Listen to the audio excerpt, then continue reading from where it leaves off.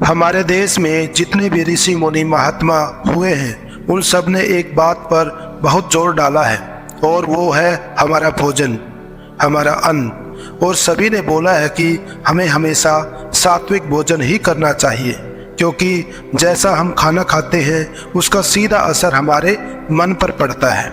महात्मा बुद्ध ने भी हमारे आहार पर बहुत बार उपदेश दिए थे और वो हमेशा जोर देते थे कि हमें अच्छा भोजन करना चाहिए, क्योंकि हमारे आहार का हमारे मन पर एकदम सीधा प्रभाव पड़ता है। और इस चीज को समझने के लिए गौतम बुद्ध की एक कहानी आपको सुनाता हूँ। नमस्कार दोस्तों, आपका स्वागत है हमारे चैनल पर। चलिए कहानी शुरू करते हैं। एक बार की बात है, महात्मा बुद्ध अपने शिष्यों को संबोधित कर रहे थे। फिर शिष्यों ने बुद्ध से पूछा, बुद्ध आप हमेशा भोजन को प्रेम से ग्रहण करने के लिए क्यों बोलते हैं और भोजन को संतुलित मात्रा में ही ग्रहण करने के लिए क्यों कहते हैं?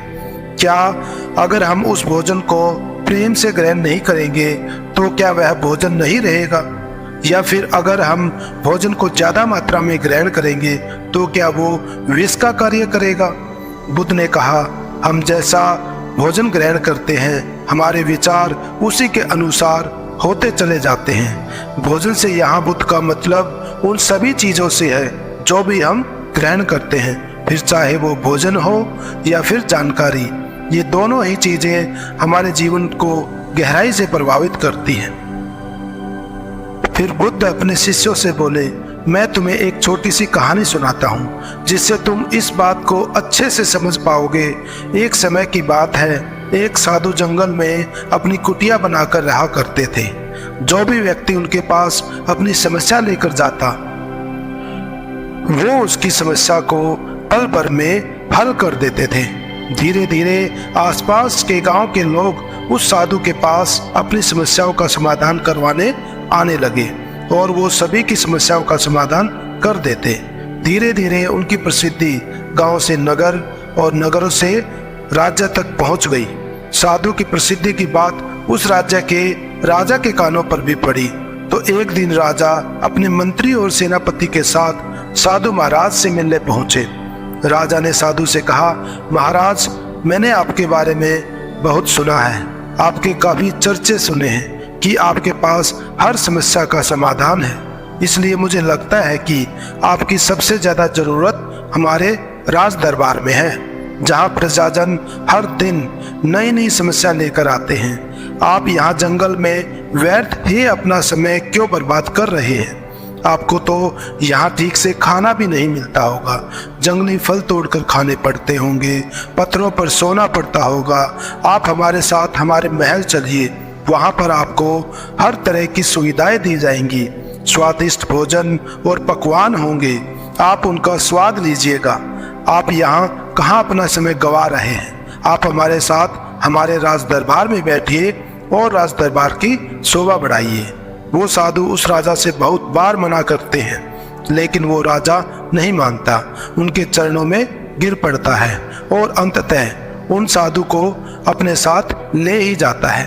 और महल में वो राजा उस साधु को हर तरह की सुख सुविधाएं देता है। धीरे धीरे समय बीतता है और समय बीतने के साथ ही धीरे धीरे उस साधु का व्यवहार भी बदलने लगता है। उस राजा के महल में रहते रहते उस साधु का व्यवहार पूरी तरह से बदल जाता है। इस बात को वो साधु भी नहीं समझ पाता कि आखिर उसका स्वभाव इतना बदल क्यों रहा है। फिर एक दिन अचानक ही साधु मौका पाकर उस महल से भाग जाता है, लेकिन वो अपने साथ कुछ कीमती सामान लेकर भागता है। जब राजा को इस चीज का पता चलता है तो वो अपने सिपाहियों को उसके पीछे भेज देता है। उसे पकड़ने के लिए सिपाही हर जगह साधु को खोजते हैं, लेकिन वो उन्हें कहीं नहीं मिलता। वो साधु जंगल की तरफ भागता है और भागते भागते थक जाता है। तब जंगल के बीचों बीच आकर एक पेड़ के नीचे बैठ जाता है।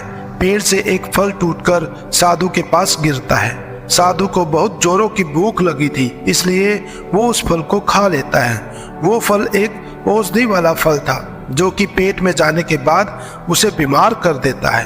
अगर बिना जरूरत के औषधि भी ली जाए तो वो भी शरीर को नुकसान पहुंचा सकती है। वो औषधि उस साधु को बहुत बीमार कर देती है।